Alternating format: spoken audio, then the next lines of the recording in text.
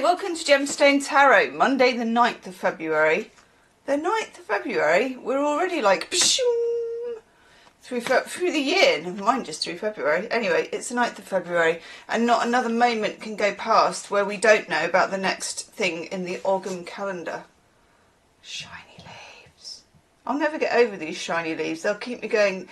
That alone will keep me going all year. I'm a very simple person at heart. And the shiny fronds and the shiny font. Like if this was my book, I'd be like, oh, once I'd obviously put on my really expensive readers with my maths face, like that. I'd be like, oh yeah, look at that shine. And then I'd be showing people, look at that shine. And they'd be thinking, it's happened. Anyway, the original and best-selling almanac. We are on the Rowan. Now this represents the full moon on the 17th, the new moon on the 17th of February, which is also a new moon eclipse. Go read about all that, the eclipse stuff. So that is the symbol. That apparently is a Rowan tree. I like the idea of a Rowan tree. I have a feeling, and I don't know, but there's something to do with healing, maybe? As I say that, my hand is very scratchy. One moment. Thank you, Libby. Always. Okay. As we journey... We'll let that one pass. Hang on, let me just rub this stuff in. God, do your hands get like this in winter? It's like sandpaper. Okay. Oh God, Venus enters Pisces on the 10th. Gosh, I keep forgetting that happens. Okay, Ogham calendar, the Rowan, from the new moon on the 17th of February. As we journey gently into the year, we begin to sense the quickening in the earth beneath our feet. The awakening energy of Imbolc, celebrated at the beginning of February, is now behind us. I didn't really feel that awakening. I suppose I did, actually, to be fair. I've noticed that when I'm traipsing home from town, it's not actually dark. It's kind of the gloaming. And that's an improvement, I suppose, yes. The Rowan reminds us of the life force beginning to emerge around us. Thriving in the most inaccessible of places, the Rowan takes root in cracks and crevices and steep rocky hillsides, giving rise to its determined character, strength of purpose. Influenced by the Rowan, we too can thrust our roots into the soil beneath our feet to find our footing. From this place early in the new year, we begin to stretch ourselves up and out with vitality and clear intent. And if you like, you can do what we used to do at primary school in the UK. I don't know if we did this in every primary school, where we would do an oak tree. We would be an acorn turning into an oak tree. There in our horrible polyester, like, probably pants, just like me with me heavy specs on, trying to become an oak tree. A lot of my school life was spent going with national health glasses on. When you know, you know. I had the pink ones. I know, the girls had to have pink, the boys had to have blue. Oh my God. Okay, however, there is no rush. Thank God for that. The life force is stirring under the soil at this time. It is the potency of the Rowan that we're tuning into.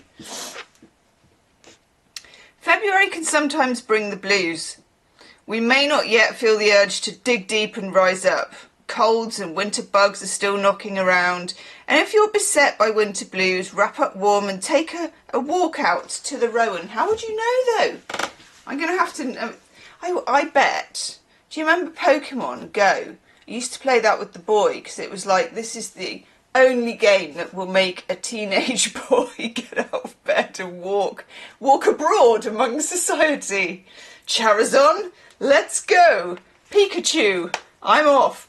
So I wonder if there's like, and there has to be, and if there isn't, one of you needs to develop it, because let's face it, I'm never going to do it. an app that's like Pokemon Tree. I know, and if you get a rare tree, yeah. Anyway, where do I go with these things? Honestly, you can find the tree without too much trouble growing in city parks, town centres, woodlands, countryside and gardens. The bright, clear energy of the Rowan will cheer you up in no time. Hanging out with the tenacious Rowan will restore your positive energy and help to strengthen your resolve. The Rowan is perhaps best known as a fierce protector, used throughout the ages to ward away evil forces. Each of its red berries carries a 5-pointed star opposite its stem, and every flower consists of 5 white pearls. This pentagon is believed to be a symbol of protection. Nice.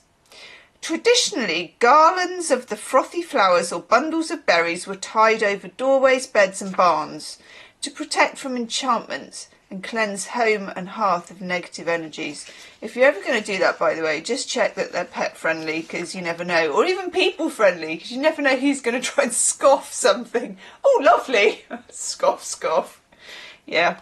So yeah, be careful. The Rowan is a true ally and worth getting to know throughout the seasons. Now is a good time to make friends with it during this quiet month of the year. There you are, and that is the symbol, and I don't know why the symbol is like that, but that notwithstanding, I like it. And I'm going to do a little bit of, I'm going to do a bit of Anna Kay actually, bit of Anna Kay tarot. So I hope that message reaches you, particularly if you, like me, have been feeling February, I don't know, from the second half of January, massively unmotivated. Really unmotivated. Okay, that's a good sign. That's also a good sign. I'm going to go for 3. You. Gosh, how beautiful that card is. Sometimes with Anna Kay, even the real stinkers, you know, are just so lovely because I love the artwork. If you want to find her tarot, she does have a website where she sells her tarot cards. And, tarot and Lenormand deck. It is, I think it's just Anna Kay Tarot, actually. I don't think she can post to America, though, at the moment, for whatever bureaucratic reasons that there are. Ace of Pentacles. Well, that's very nice, and I really like her Ace of Pentacles, because it's like, are we planting or are we digging? Or are we digging and planting all at the same time? Okay, I think we can take this. It's not like, you know, this is going to grow into something amazing and la da da da da. It's just more, things will grow again. You know, it's the very quiet and simple, not so much a message, it's a meditation. Things will grow again. And sometimes that's enough to know, because I think what might happen, it certainly happens to me in December, like I really do not chime well with the festivities. I'm not big on it. It just takes me in a bad direction, I think. Hence, ding!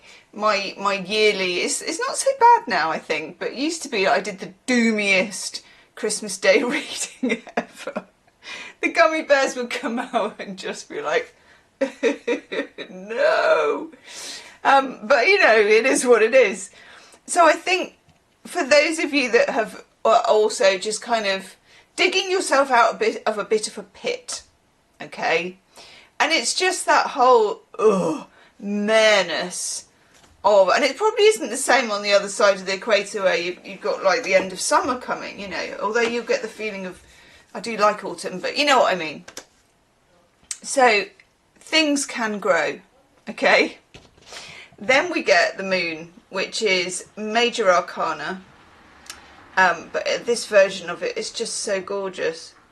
I just love it. It kind of, I know it's not technically a new moon, but it's kind of reminding me of the new moon and of things coming out of the dark and the sea and the tides and the rain that has sorry, I've got something stuck in my throat now.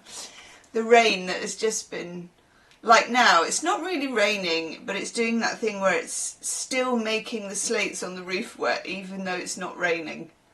I mean, what the cotton picking is that about? I'm just like looking at them and they just look greasy and grim. There's like a fine, I think they call it mizzle actually in Cornwall anyway.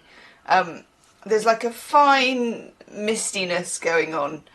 So I feel like it's things will come out of the dark, things will grow. And then we get this annoying but very beautiful card. It's so gorgeous, isn't it? Of the Eight of Swords. How she sees herself in the mirror and how she really is. Like how she really is in real life. She has a sword of truth. And she's free. How she sees herself in the mirror is bound and tied. Which is really, really interesting. It's kind of... Sometimes it's just a 1,000 paper cuts of grim weather and darkness and things, and you're like...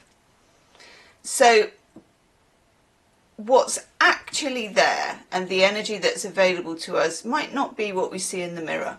And again, you don't need to drag your self-image so that you are matching this amazing, powerful creature. It doesn't really work like that. It's more just accepting that sometimes there's a gap between you and the mirror, and that's okay too. I like that. Leave me a comment. Let me know your thoughts, and I'll see you tomorrow. Namaste.